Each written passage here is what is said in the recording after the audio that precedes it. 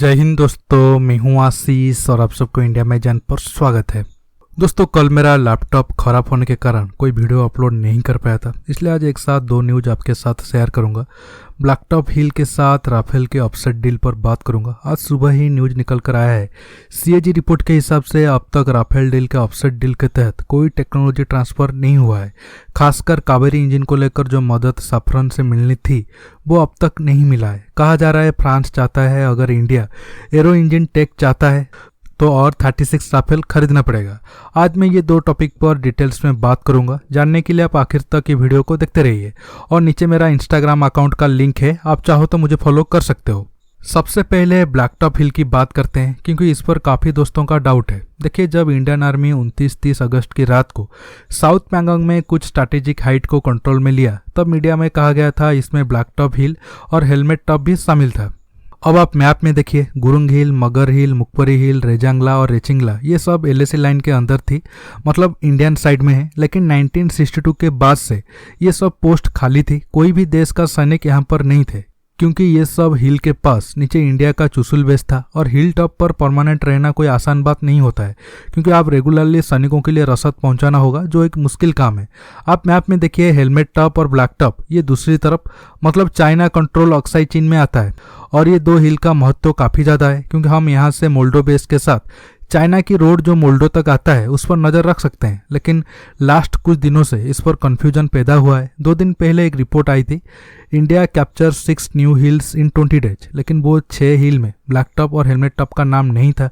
इसलिए लोगों के मन में डाउट आया, ये सब हिल पर किस देश का सेना तैनात है। देखिए, वो रिपोर्ट में ब्लैकटॉप और हेलमेट टॉप पर ज़्यादा कुछ डिटेल्स में नहीं बताया गया था। अब मैं आपको जो भी बताऊंगा फैक्ट के साथ बताऊंगा।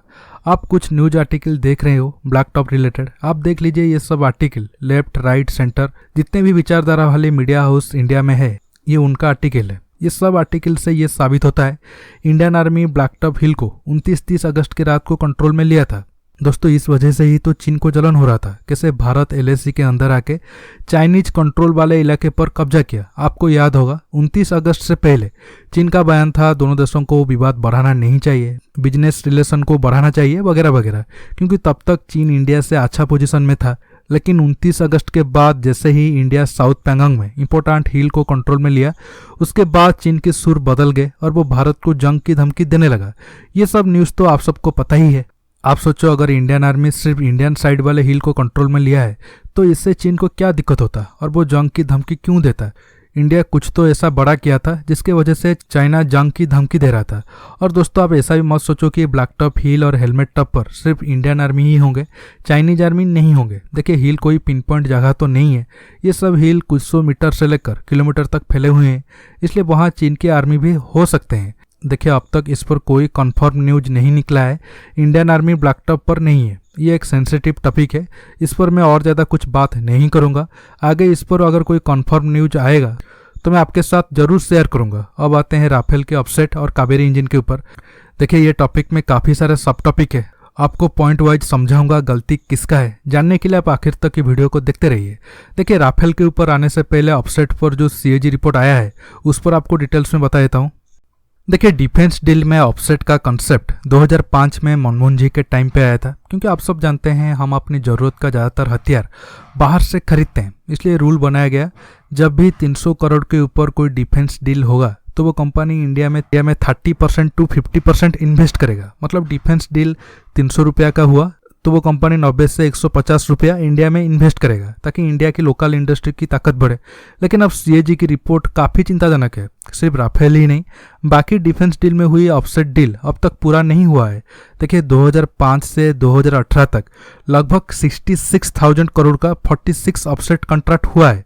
लेकिन आप जानकर हैरान होंगे, अब तक सिर्फ 19,000 करोड़ रुपया इन्वेस्ट करने के लिए वो सब कंपनी राजी हुए हैं। लेकिन 19,000 करोड़ों में से सिर्फ अब तक 11,000 करोड़ सही मायने में रिलीज हुआ है या फिर इन्वेस्टमेंट के लिए तैयार हुआ है।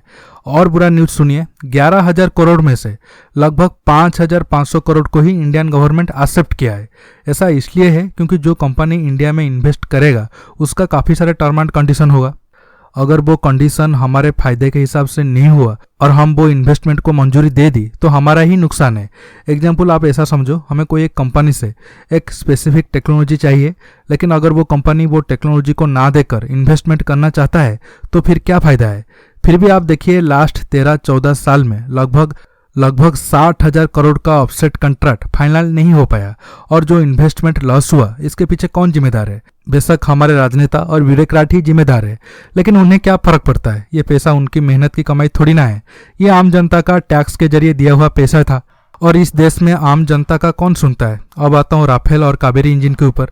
देखिए राफेल और कावेरी इंजन के ऑफसेट कॉन्ट्रैक्ट की बात करें तो इसमें इंडिया और फ्रांस दोनों का ही गलती है। मेरे हिसाब से सबसे ज़्यादा गलती इंडिया मतलब हमारे सिस्टम में बैठे लोगों का ही है। कैसे, आपको समझाता हूँ। पहले आपको कुछ डाटा समझाता हूँ। देखिए ऑफसेट रूल के हिसाब से डसल्ट एविएशन और एमबीडीए को 30% इन्वेस्टमेंट इंडिया में करना था, मतलब क्रिटिकल टेक्नोलॉजी डीआरडीओ के साथ शेयर करना था। डीआरडीओ 2016 में 6 टेक्नोलॉजी सिलेक्ट किया जिसे वो डसल्ट और एमबीडीए से पाना चाहता था, लेकिन 6 में से 5 टेक्नोलॉजी ये सब कंपनी देने के लिए मना कर दिए। लेकिन आखिर टेक्नोलॉजी मतलब साफ्रन कंपनी से मिलकर कावेरी इंजन बनाने पर थोड़ा पॉजिटिव बात हुई थी, लेकिन अब तक ये काम भी पूरा नहीं हुआ है। देखिए इसमें फ्रांस की गलती है, ये तो 100% कन्फर्म है, लेकिन हमारे राजनेता और ब्यूरोक्रेट ये भी कोई कम गुनहगार नहीं है। जब हमें पता है लास्ट 10-12 साल का हमारा ऑफसेट कॉन्ट्रैक्ट का ट्रैक रिकॉर्ड अच्छा नहीं है, तो फिर हम क्यों फ्रांस से रिटर्न एश्योरेंस नहीं लिया।